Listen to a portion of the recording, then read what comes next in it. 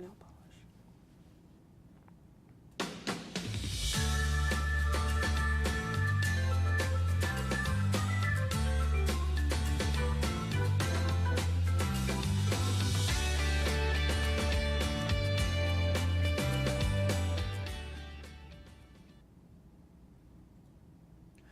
Hello and welcome to For Book Lovers Only, where we interview some great authors and talk about amazing books. My name is Rob Brown, your host and chief book lover.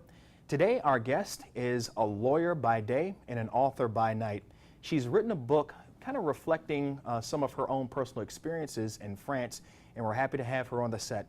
Please welcome to For Book Lovers Only, Emily Cammiille. Emily, thank you so much for being here. Thank you for having me. I know you're really busy. You're a lawyer, high-powered lawyer, Yes. probably got a ton of cases. Thank you so much for stopping by our set. Absolutely. Can you tell my boss I'm high-powered, though? Yeah, I'll tell you. Will that give you a raise? Higher billable hour rate? Maybe less hours, something Okay. like that. Okay. Yeah. Well, tell us a little bit about your background. Are you from this area? No, I'm actually from Memphis, Tennessee. Oh. That's where I grew up, and I went to undergrad and law school in the New England area. So I lived in New England for about 10 years, and then when I got too tired of the cold, I decided to migrate a little further south here to D.C. I see. Yeah. Now, I'm a sports guy. You say you're from New England. I imagine yeah. you're a Patriots fan? Oh, no, you can't You're be not? a transplant and You be a can't- oh. fan. No. I support the Celtics, but the Patriots fans were a little too crazy for me. Oh, I see. So, yeah, I let the see. natives have that. Okay, okay. But, yeah. And when did you come down to the Washington, D.C. area? I moved to D.C. in 2012. Oh, so you've only been here for like a couple of years. Yeah, hasn't been that long. So I'm still getting my, sea legs and learning the area, but so far it's been a great transition. Yeah, how is the transition from, moving from living in New England to coming to Washington, D.C.? What do you say the differences are? The weather is huge. It's so nice not to have to deal with, 6 feet of snow all the time. I don't have to dig my car out of the snow all the time, which is really great. But, I just think that DC is really vibrant. It's got so many different types of people. The diversity is the biggest thing for me, and I think the biggest draw when I moved here. So those are some of the differences, and also you just have a really young population here. And everyone is very either policy or sort of law focused in a lot of ways. So everyone's always talking about, the latest senator or the latest bill, and it's just different. True. In New England they talk about the Patriot stats, in DC they talk about like the senator stats. So Right. yeah. So it's been a great experience. So. Now, did you practice in New England, or when you were done with law school, you came directly here? I did practice in Boston. I worked for the city of Boston, representing Boston Public Schools for about 2.5 years. And I was doing labor and employment law, which is what I practice now as well. And how is it different practicing law in New England as opposed to practicing it here in Washington, D.C.? Would it be like the intensity level or just the type of personalities you encounter? The work that I was doing was a bit different in that we had a very small legal office, so I was on the line of fire very often. I work for a big agency now, so there's a lot of bureaucracy and it makes things a little bit slower. But in terms of the people, I would say they're pretty much the same. The only thing that's interesting, though, is in Boston, I got a lot more intrigue when I said I was a lawyer. And in D.C., people are just like, okay, everyone's a lawyer. Like, do you work Right. for Obama? Do you do something really special? Right. But in Boston, if you said you were a lawyer, people thought that was really, really impressive. That's a lot different in D.C. I mean, you see, in D.C., you see 10 people walking down the street, like 7 of them are lawyers. Oh, absolutely. So, yeah. Yeah, that's really interesting. So, I imagine that, being in D.C. an agency, are your hours being a lawyer, are they pretty set? Or, I mean, if you're working at a big firm, I know you're working like crazy Yeah. hours, like 100-hour weeks, but in the agency, it's probably more. They're not as crazy more as firm negotiable. hours for sure, but like any legal job, you have ebbs and flows. So I'm a litigator, and when I have motions due, or I have a hearing, or I have an appearance in court coming up, I'm really, really busy. For example, this week I have a motion for summary judgment due in federal court, so you're just like up all hours trying to get stuff done. Right. But there are weeks where you definitely have a lot of time for a long lunch, which is very nice. I see. Yeah. Wow, that has to be, quite a challenge balancing, being an attorney and being an author at the same time. How do you kind of manage your time doing that? It's tricky. I think it was actually easier when I was writing and practicing at the same time, because I could write anytime. I could write in the morning, I could go to bed late, I could do it on the weekends, and the writing was a lot of fun. The marketing is fun, but it's different. And it's, you know, it's not something in my wheelhouse. So it's a lot of learning curve and just getting acclimated with something that I don't have a lot of familiarity with. Right. And so the marketing part, I've had to devote, you know, designated hours to, okay, I'm going to spend 30 minutes today sending emails to folks about book clubs. You know, I'm going to spend an hour today asking bookstores in the area if they have an interest in the book. So it's really just making the time for it. And, you know, making sure that you're putting your focus on your book as much as you're putting it on, you know, your regular work, because it means a lot to me. So I want to make sure people get to read it. Right. And being a litigator, it seems like that's pretty intense. When you were in law school, did you want to be a litigator, or did you want to be more transactional, or? I don't think I really had a particular focus. I didn't think I wanted to be a litigator per se. It just so happened that the first job that I got out of law school, I was thrown into litigation. Like I said, it was a small office, so even though I'd only been there for a month, they were like, okay, go do an arbitration by yourself, no problem. I didn't expect that, but I like litigation. I like, you know, it keeps you really sharp, it keeps you on your toes. You meet some great opposing counsel that help you to hone your skills and sharpen your skills. But I like litigation. It's very intense, but it's definitely something that I enjoy. I just try to balance, you know, thinking about my book with being a lawyer, because writing means a lot to me too. I see.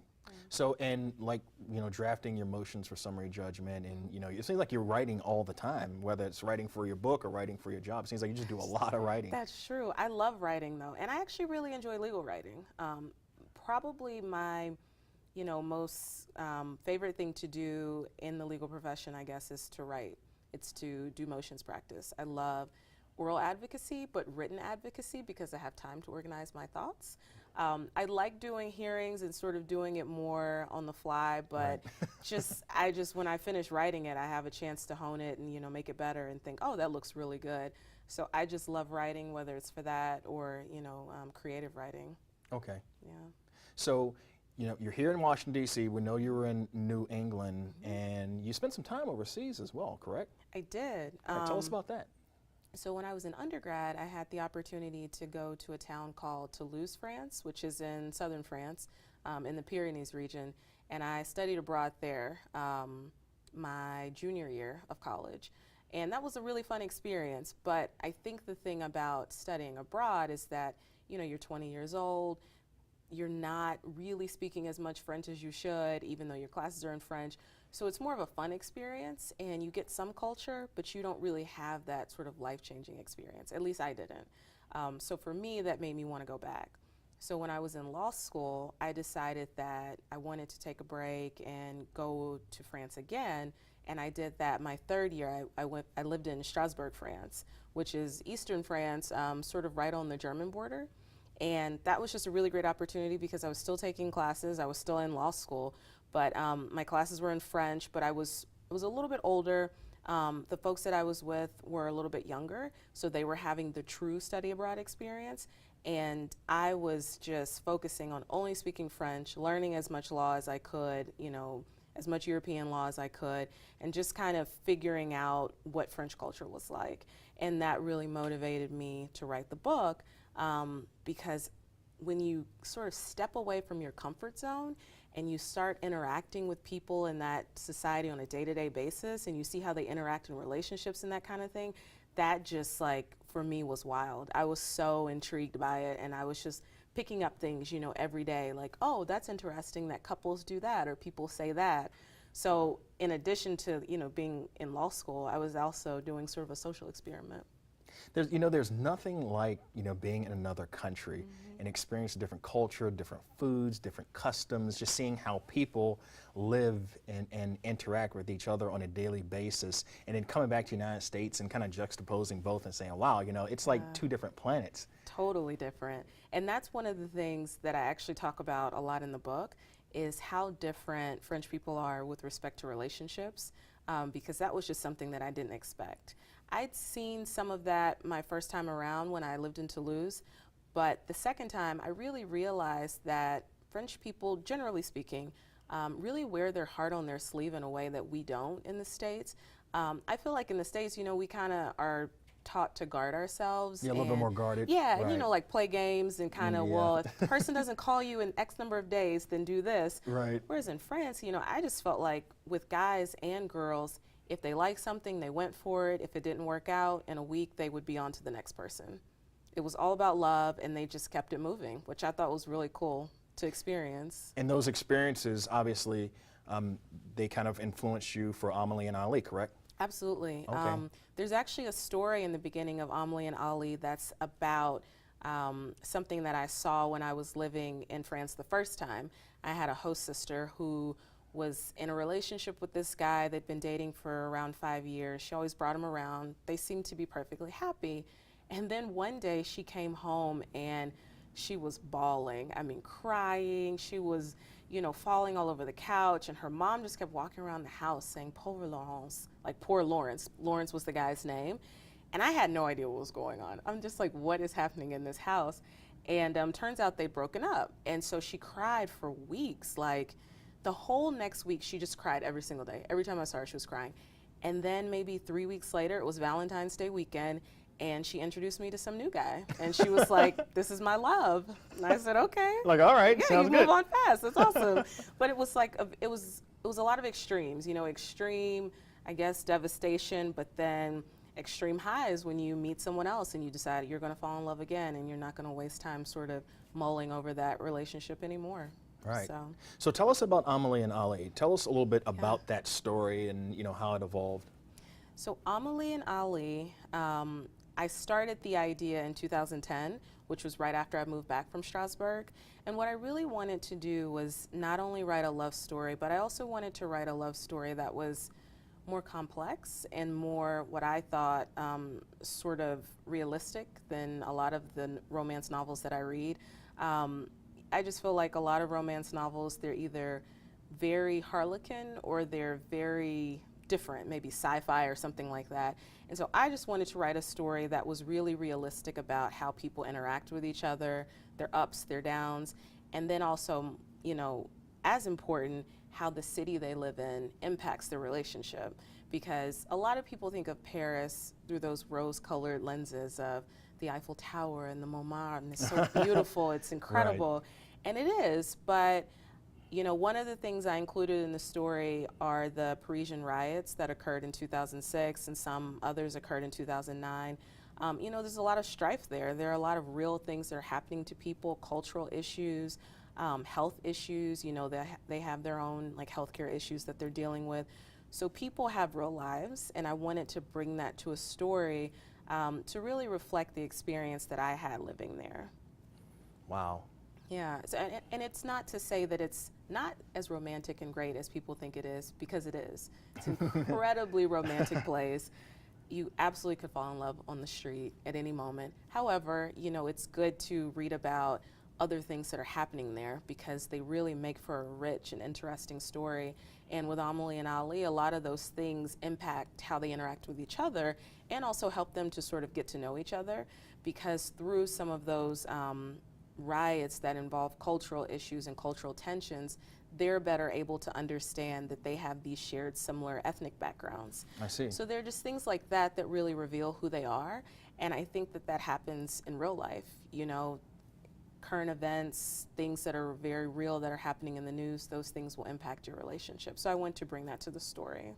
So it seems like this book has a dynamic in it that it's just not about a romance book, but it has a historical aspect to Absolutely. it as well. Yeah, I mean, one of the really cool scenes that I like is when Amelie and Ali are talking about his background, because it's a little more apparent, that she's African American, but with him, it's not quite clear who he is or what his ancestry is or anything like that.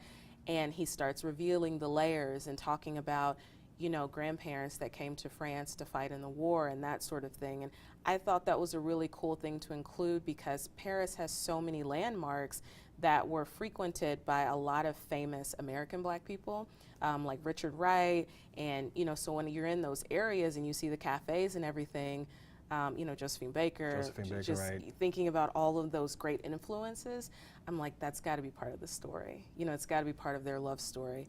And it's really cool to see them reflect on that as they are in their contemporary romance. And how long did it take you to write Amelie and Ali? It took about 3.5 years. I finished in mid-2013, and then I spent maybe 6 to 8 months doing a lot of editing, and then I kind of moved into the peer editing phase and got some friends on board. First friends I knew that would love the book. Then I decided to be a little bit braver and get friends who might not like it and see what they thought. That is brave. That's very brave. And they actually liked it, so it turned out Oh, okay. good. I mean, there was constructive criticism, but overall they really enjoyed the book. But that whole process was probably about 5 years. Yeah, so Wow, it took a 5-year while. process. Yeah. Okay. I think the hardest thing is just letting go of the book, because when you write it, it's so close to you, and a lot of these are my personal experiences, and you know, it's my voice, and so to allow people to read it is really allowing people into, you know, my soul and my heart in a way that maybe I don't do every day. Right. So it was tough to, you know, think, okay, I'm going to disseminate this and let the world see it. That was hard. Right, because if people don't like it, then it's just like, that's almost like a reflection. You're like, what do you don't like me? Or exactly. Right. It feels personal. So Right. it took a while to, you know, get the guts to do it. And then once I put the wheels in motion for the self-publishing, I was like, you know what, you just have to do it, and you've got to be confident that what you've written is good enough, and if people don't like it, then that's okay. It's just maybe not their style or that sort of thing, but luckily most people have really enjoyed the book. Well, that's good. Yeah. That's good to hear. Yeah. And do you have any other books that are, you know, in manuscript that you have in production that? Well, I'm working on a second novel. I'm working on writing it. Sort of a similar theme to Amelie and Ali, a boy and a girl fall in love, and they're living in a city that really impacts their relationship, but I won't reveal the city because I'm not quite done with the book. Oh, okay. Okay, so it's a secret. Yeah, it's Okay. a secret. Okay, good. Well, that's A something lot to of look forward to. people, yeah, a lot of people wanted a sequel, but I didn't really want to. I felt like I'd said all there was to really say about Amelie and Ali, but I had a lot more stories about other people and, you know, other personalities. I see. Yeah. So if we want to learn more about you, about Amelie and Ali, do you have like a website that we could go to? I do. My website is emilycammiille.com. EmilyCammiille.com. Yes. Great. Well, Emily, thank you so much for stopping by. I think this was a really, really interesting interview, and we're looking forward to seeing the next book and learning about what the city is. Awesome. I'll reveal the secret Okay. then. Thank you so much. Well, thank you for stopping by. Absolutely. Come back and see us again. Would love to. Thank you. We want to thank Emily for stopping by and chatting a little bit about Amelie and Ali. We also want to thank you for stopping by and checking out this interview. If you want to learn more about Amelie and Ali and Emily, please stop by at forbbookloversonly.com. Also, if you want to join the Village, please stop by villageconnector.com. My name is Rob Brown. I've been your host, and this is For Book Lovers Only. Please come see us again, and remember, if you love books, we have a home for you. Take care.